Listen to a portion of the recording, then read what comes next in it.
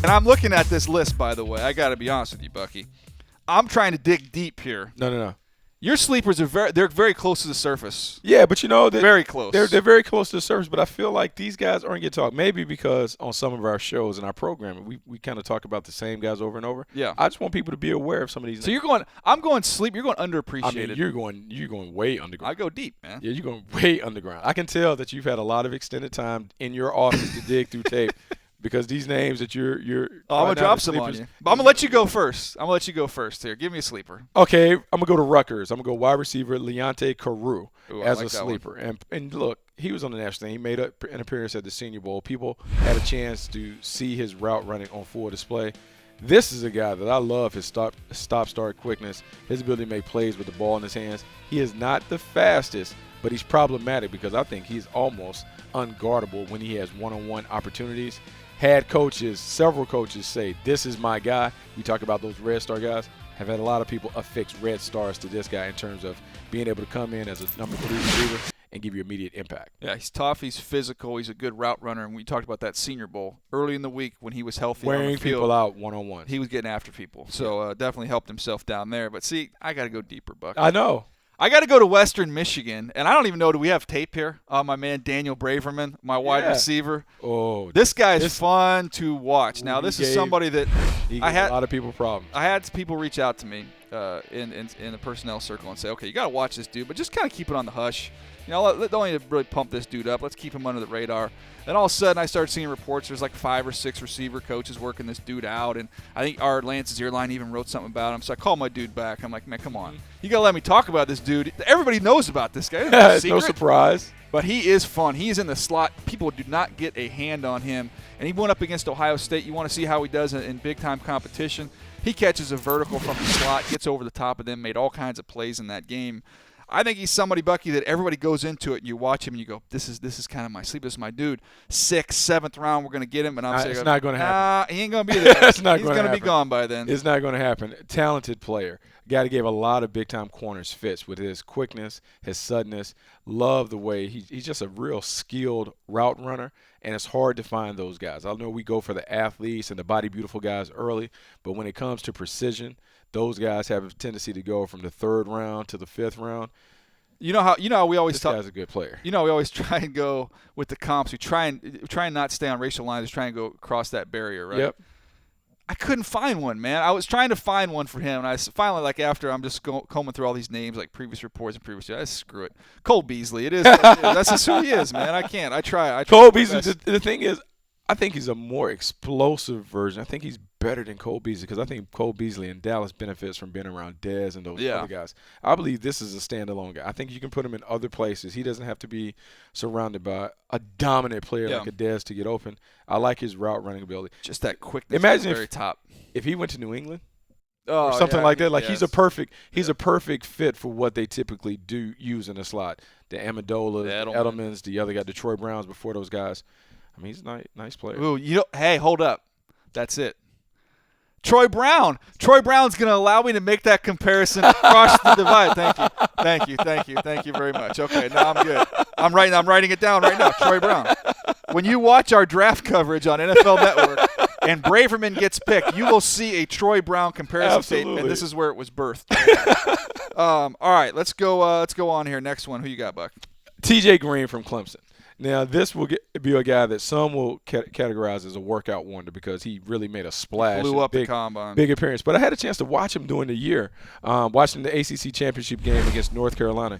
He was coming downhill with bad intentions. He is a big hitter, a thumper. And then when you add the athleticism, being able to run low in the 4.4 range, below the 4.4 range. 4.37 I mean, being able to run around and fly and the movement skills, added with the ability to hit and play in the box, easy to get excited about him because when you're selling these guys in the war room, he can check all the boxes when it comes to the athleticism, the size, and then the physicality that you see on tape. The thing that's interesting about him, my first exposure was a national championship game.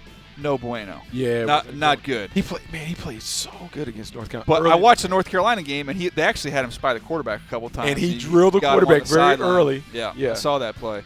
But the interesting thing about him is his name keeps coming up in league circles, right? And so I didn't love him as a high safety. So I'm like, man, there's like buzz about this dude going in the first round. Like, what am I missing? So I made some calls, and they're like, they're working him out at corner. Oh, I can see And that. I'm like, whoa, he'd never played it, right? No, he's never played corner.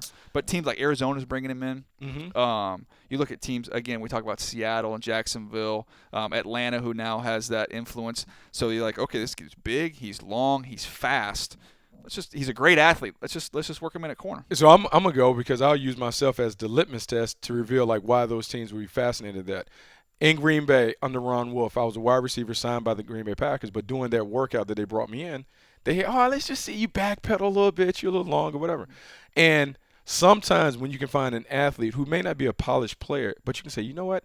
If we play bump and run, we really can allow him to utilize what he really brings to the table. He's long, he's rangy, he runs fast in a straight line. He can locate the ball. He can locate the ball. That is enough to be able to play out there. And depending on how your scheme is, if you play nose to nose, you eliminate all the other stuff. He doesn't have to have great feet when it comes to transitioning and breaking driving. So the fact that you're talking about TJ Green being a corner, that is a nice possibility. And that's some of the scout work that people do during this time of year. It'd be interesting because, as a pure safety, I don't have him in my top 50. Now, this is a sleeper deal here. I mean, he's going to go in the top 50 picks. He could go in the bottom of the first round. But, I mean, I think it'll surprise people when that card gets turned in. And may say corner. Yeah. Could be the case. All right. That's a nice one. I'm going to go, though, again, I'm going to go deep. I'm going to go Matt Judon from Grand Valley State. I got to go a little bit deeper here, Bucky. Pass rusher, you wanted some production. He gives it to you in bunches. And I always talk about when you pop on tape, I've said this many times, when you're watching lower level of competition, don't look up the number of the prospect. Just turn on the tape, and if you can't figure out who he is within 5 or 6 plays, he's not a dude. Right. Now you're watching my man go kamikaze, just Superman jumping on top over of the people. top. He was easy. He identified himself right away. Ultra productive. He's by far the most athletic and most physical guy on that field, and they had no answer for him in just about every single game that I watched. I mean, he's a menace, and somebody I don't know when he goes. I would guess, could maybe as high as a 4th round. Might end up being a 6th round pick, but I like him a lot. Pass rushers can be found in all areas of the draft, and the one thing that translates typically in the pro world, guys who get sacks at the collegiate level continue to get sacks somehow in the pro level. And when you look at his long, distinguished history of being able to be a sack producer, it leads me to believe that he's going to be very productive off the edge. He is a nice player. All right, let's get one more round here, Bucky. Who you got? Jonathan Williams from Arkansas. I know it's not a sleeper because we've talked about him, but Jonathan Williams is kind of under the radar because he didn't really play in 2015. Gained 1,000 yards in 2014, split time with Alex Collins. And I believe that you could say that he's a better player than Alex Collins when you look at the tape. His footwork, more explosiveness, has swivel hips, being able to get skinny. He is a guy that, as an evaluator, you like running backs to have low mileage when they come into the league. Doesn't have a lot of tread on the tire. He is going to be a guy that could be a very, very good find for someone in those middle stages of the draft. I like that one. I do. I like him better than Alex Collins. I have him as, my 5th running back, I want to say, somewhere around there. I think he's somebody that could hear his name called as early as the late 2nd round. Mm-hmm. I don't think, I'd probably put the floor at the 4th round. He's going to go somewhere in that area.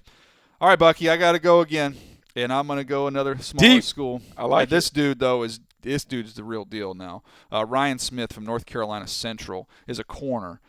Somebody that tested really, really well when you watch him go through the field work and everything. He's phenomenal. He's very, very fluid, Buck. We talk about being good in transition. We kind of throw these phrases around. Sometimes I feel like we need to explain that a little bit. Being that's your domain, I'll let you explain what that means. Smooth in transition, meaning you can go from a back pedal to breaking up, going forward on something in front of you, being able to turn and run on deep balls, being able to execute some of the basics of the cornerback position. Ryan Smith certainly can do that. Playing at a smaller school, North Carolina Central, may not have faced elite competition, but when you look at the tape and see how easy it is for him, how he gets his hands on the ball and makes some plays on the perimeter, it's easy to kind of pencil this guy in as a guy that, okay, I'm going to keep my eye on him. We start thinking about the 4th round and those guys that can come off the board. He could be a name that we hear. Yeah, I would take him in the 3rd round. I'm a big fan of his. And the first tape I watched was Duke. So anytime you're watching a small school player, those are the big games. That's the game you watch. You start Yeah. with that and say, okay, does he make plays? Does he look the part? Does he belong on that field? And he excelled in that football game. It was actually a penalty. It didn't count. But you see him cut off a deep ball, go up and get the football, and I was in. So I'm a big Ryan Smith fan. It's a premier position. He's got a lot of traits you look for. So somebody I think I wouldn't be shocked, Bucky, early third round if he ended up going off the board. He's talented. Whenever that run goes, the run on corners, when it goes, people have a tendency to kind of rush those guys up the board because you want to make sure you get a good one because there's a huge disparity between those top guys and those guys that are at the bottom of the board. I didn't put him on. That's the end of our little sleeper segment here. There's so many other guys. Watched a corner from Samford that was at the combine. Bradbury. Yeah. He's a good player.